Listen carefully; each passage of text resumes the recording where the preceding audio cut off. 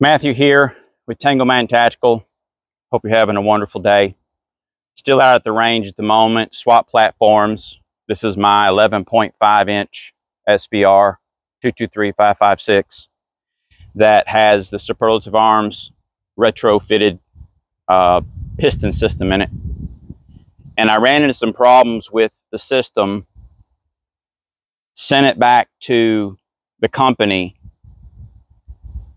talked with one of the techs there, one of the main guys there, Mark, and we talked back and forth, and what happened was the op rod plug had backed itself out. I don't know how it happened. Don't have a clue. Have zero insight as to how that happened. Do not know. If you've ever dealt with firearms of any capacity, you know there are anomalies that you just, how did that happen? Have no idea whatsoever. So I carried it off. They tested it. He gave me a call, said everything was fine. He said the owner even looked at it, and they're out of Newport Richey, Florida. And I highly recommend Superlative Arms. Whether if it's their piston system or if it's their adjustable gas blocks, whatever it is, quality company. They didn't pay me to say that either. But with that being said, I got it back and put my lower back on it, put the optics and whatnot back on it, can, so forth. They had already set, initially you do 4.5 rotations out. That's basically your starting point. That puts you at an adjustable gas block. Then I can't remember exactly how many clicks it is. I wish I had the card in front of me, but the way the piston or their gas blocks works is when you screw it all the way in, it's no gas.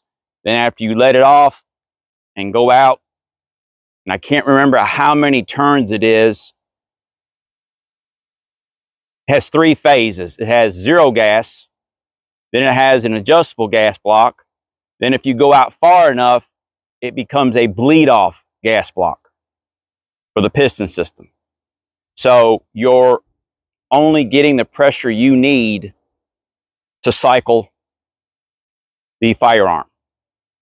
And so I get it back, I put everything together, and I go out and I shoot it. Now, before I'd sent it off, it was 3:30 all day. Got plenty of video to show that. So I tweaked with the gas block adjustment screw, which has a ball D10 in it, so it clicks every time that you run your tool that they supply with you. Just let you get up in there. Even with the can on, you can get up in there. So after 3 or 4 magazines, still had 2 o'clock ejection. That's all I could get out of it. Called them back up, and basically what Mark had told me, because I had then a JP silent capture spring system in it, carbine, 3.3 ounce equivalent. It wasn't an H1 or H2, it was carbine. So anyways, he told me, he says, go ahead and bump up to an H2, and that should solve your problem, which it will, because as you slow your reciprocating mass down, as you slow it down, or as you put a heavier buffer in, it slows down your BCG, your bolt carrier group, and then obviously it's going to change the trajectory of your brass that comes out. So I have in here now a Strike Industries adjustable buffer. I didn't have the right buffer weight combination to get it exactly an H2. So I'm like with the buffer and the spring. This has a Strike Industries flat coil carbine spring. With that being said, I'm like off of a regular, someone put an H2 buffer in there and a regular spring, I'm off by like a half an ounce, somewhere in that area. So these are the first shots. I went ahead and took it to 4.5 out, and then went ahead and went to 6. So I went one more and another half a revolution. So we're 6 out. So we'll shoot it here. We'll see where the first couple go, and then make our adjustments to there and see if we can get it there.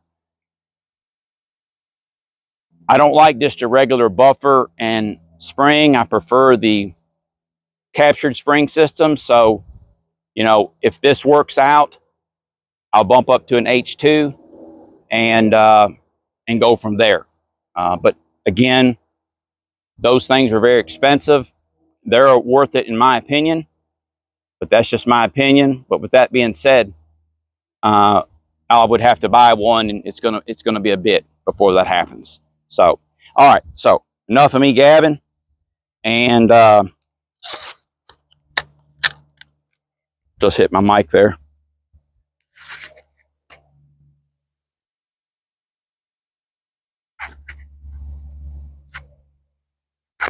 Making sure the mic was still on. I've had a couple of videos I've shot and the mic accidentally got cut off. And the first part of the video was great, and the second part, there was no audio. And these were actually good videos that I can't even use, because yes, I could go in DaVinci and overlay sound and so forth, but the videos that I'd done doing a torture test on some Tacticon products, I had no audio. So it is what it is. So we're open up here. And I just cleaned everything last night. You know, basically bore cleaner through the barrel, clean the bolt, clean the upper, you know, your basic maintenance cleaning, just to make sure that I couldn't say that, well, I shot it and it just, something still wasn't right. No, it's completely cleaned.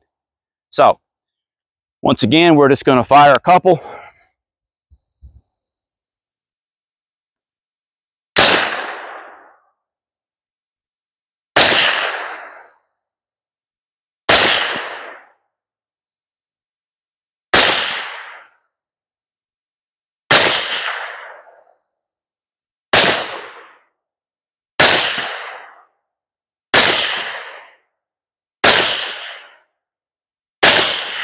Okay, it's all over the place. It started about 2:30, 2:45-ish. Then had one jump all the way to 1 o'clock. Then had one go straight to 3 o'clock. And it, obviously with this different buffer system in it, the gun feels different. I don't like the way that it feels at all. This has nothing to do with the piston system, but I'm talking about the buffer and the spring that I have in here. It just, before it was just, you know, smooth as a slide at a water park. I mean, that's the way it was. And this is, again, this is Remington 223 55 grain. So I can still try to rotate it out some more and see what we got. So we'll try that. All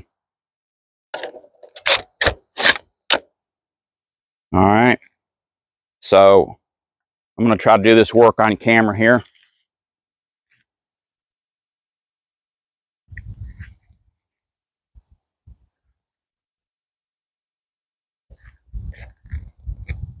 I'm going to figure out where my round went.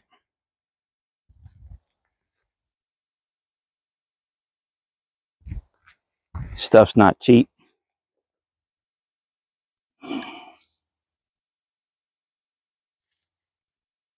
I stared right at it. Oh well. We are clear.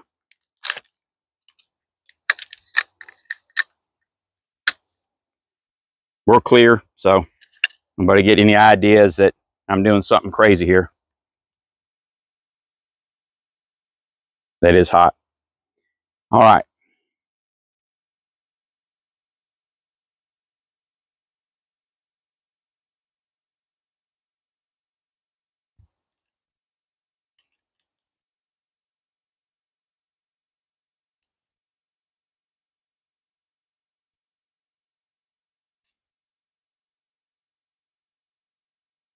Okay, that was about 2.5 rotations.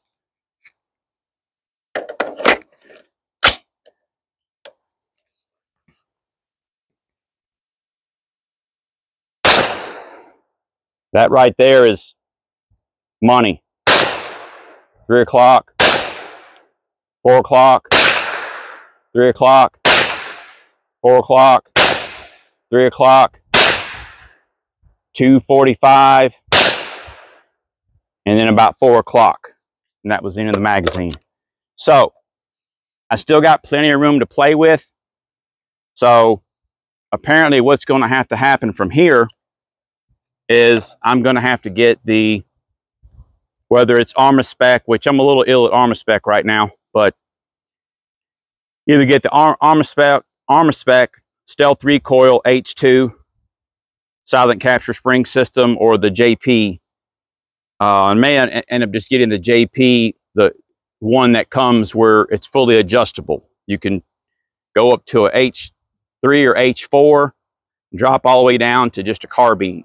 But now that one's more expensive because there's a lot more parts and pieces with it. But it looks like that's the route this is going to have to go.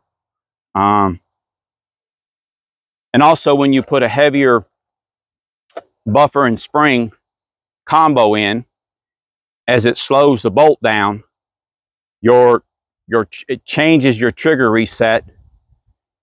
I know it's probably minuscule, but if you're running a timer, if you're running a pack, and you're getting whatever splits you're getting, 1.4s, 1.3s, 1.2s, 1.1s. Now I've gotten 1.1s out of this trigger before, but generally stay about 1.3 is generally. But the heavier buffer slowing the mass down, it's going to slow down your cyclical rate, your rate of fire. So your 3-round, 5-round bursts that you may or may not practice, you have to kind of readjust yourself to that, knowing that you can't get back on it as fast. Now we're talking minuscule, and we're talking split times and stuff. We're not talking, you know, accuracy. We're not talking reliability. We're not talking about, you know, in the world that I live in. I don't do 3-gun. Never plan on it. I'd like to go to a couple matches just to watch but this is still plenty fast enough. I mean, it won't make somebody mostly dead. Shout out to Princess Bride. But it will make somebody take a 6-foot dirt nap. And I would only ever want to do that if my life, my wife, my family's life, or innocent people's lives are in question. So anyways, so we have seen results. The H2 did make a difference, as expected it would. So we'll have to go from here. So stay sober, stay vigilant. God bless.